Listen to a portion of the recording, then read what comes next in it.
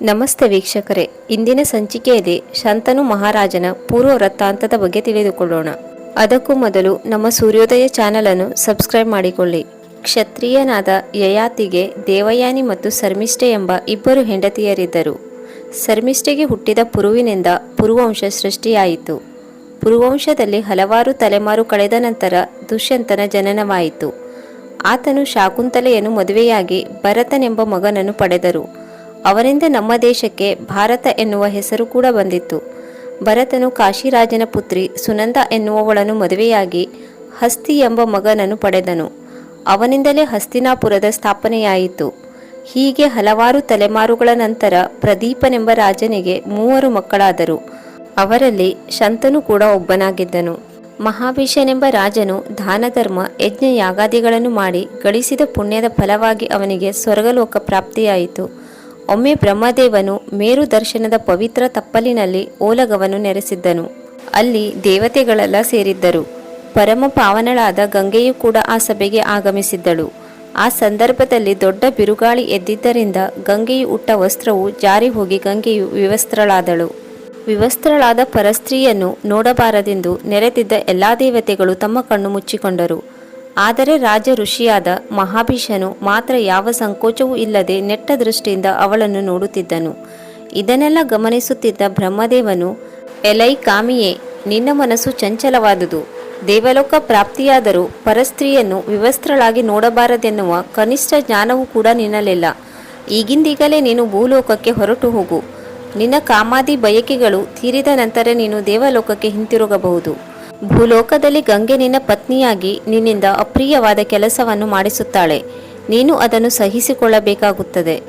ನೀನು ಆ ಕೆಲಸಕ್ಕೆ ವಿರೋಧ ವ್ಯಕ್ತಪಡಿಸಿದಾಗ ಈ ಶಾಪದಿಂದ ಮುಕ್ತಿ ಪಡೆಯುತ್ತೀಯ ಎಂದು ಶಾಪ ಕೊಟ್ಟರು.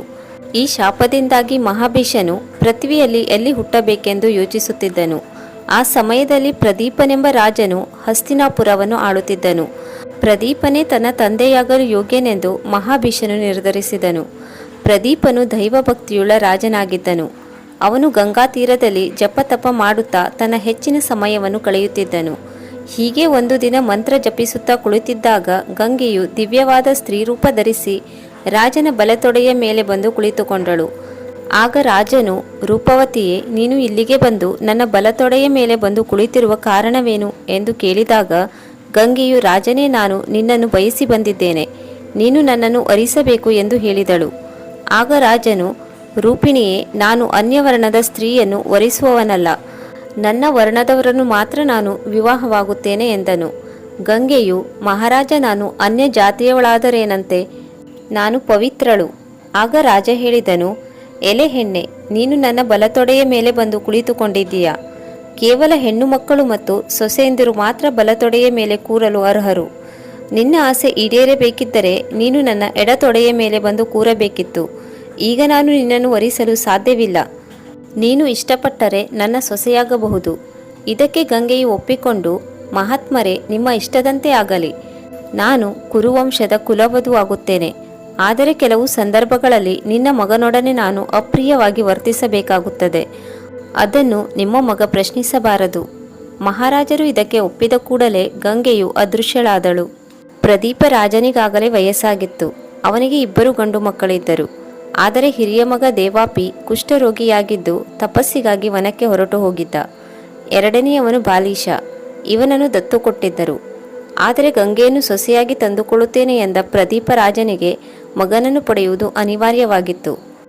ಆಗ ಅವನು ತನ್ನ ಪತ್ನಿಯೊಡನೆ ಘೋರ ತಪಸ್ಸನ್ನಾಚರಿಸಿ ಮಹಾಭೀಷನನ್ನು ಮಗನಾಗಿ ಪಡೆದನು. ಪ್ರದೀಪರಾಜನು ತನ್ನ ಮಗನಿಗೆ ಶಂತನು ಎಂದು ಹೆಸರಿಟ್ಟನು. ಹೀಗೆ ಶಂತನುವಿನ ಜನನವಾಯಿತು.